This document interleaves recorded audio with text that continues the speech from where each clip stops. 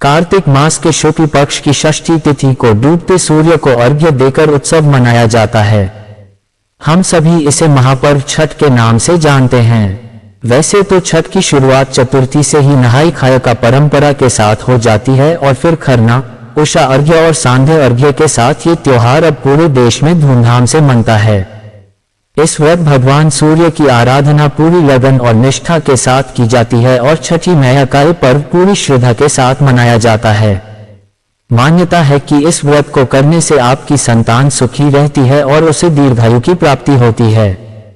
वहीं छठी मैया निसंतान लोगों की भी खाली झोली भर देती हैं। आइए जानते हैं कौन है ये छठी मैया और क्या है इनसे जुड़ी पौराणिक कथाएं। पौराणिक ग्रंथों के अनुसार भगवान ब्रह्मा की मानस पुत्री और सूर्य देव की बहन है षष्ठी मैया। इस व्रत में षष्ठी मैया का पूजन किया जाता है, इसलिए इसे छठ व्रत के नाम से भी जाना जाता है। पुराणों के अनुसार ब्रह्मा जी ने सृष्टि रचने के लिए स्वयं को 2 भागों में बांट दिया, जिसमें दाहिने भाग में पुरुष और बाएं भाग में प्रकृति का रूप सामने आया। सृष्टि की अधिष्ठात्री प्रकृति देवी के एक अंश को देवसेना के नाम से भी जाना जाता है।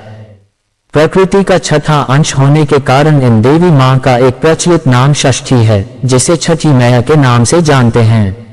पुराणों के मुताबिक राजा प्रियंवद की काफी समय से कोई संतान नहीं थी।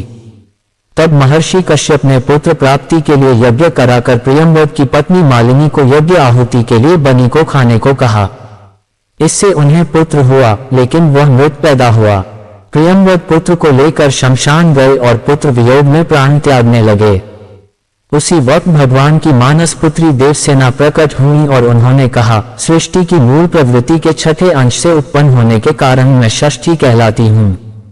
राजन, तुम मेरी पूजा करो और इसके लिए दूसरों को भी प्रेरित करो।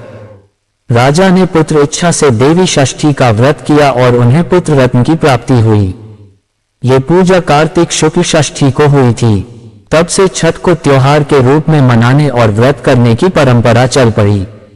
अवध के राजा राम और उनकी पत्नी माता सीता ने भी छठ का व्रत किया था। लंका पर विजय पाने के बाद रामराज्य की स्थापना के दिन कार्तिक शुक्ल षष्ठी को भगवान राम और माता सीता ने उपवास किया और सूर्यदेव की पूजा की। सप्तमी को सूर्योदय के वक्त फिर से अनुष्ठान कर सूर्यदेव से आशीर्वाद प्राप्त किया था। यही परंपरा अब तक चली आ रही है। प्राचीन काल से ये भी मान्यता चली आ रही है कि महाभारत काल में सूर्य पुत्र कर्ण ने भी छठ की पूजा की थी।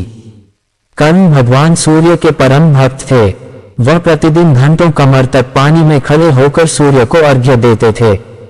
सूर्य की कृपा से ही वह महान योद्धा बने। आज भी छठ में अर्घ्य दान की यही परंपरा प्रचलित है। पौराणिक कथाओं में बताया गया है कि छठ का व्रत करने के प्रताप से ही पांडवों को उनका खोया हुआ राजपाट फिर से प्राप्त हो सका। जब पांडव अपना सारा राजपाट जुए में हार गए, तब द्रौपदी ने छठ व्रत रखा। उनकी मनोकामनाएं पूरी हुई और पांडवों को राजपाट वापस मिल गया। लोक परंपरा के अनुसार सूर्य देव और छठी मैया का संबंध भाई बहन का है। इसलिए छठ के मौके पर सूर्य की आराधना फलदायी मानी गई है।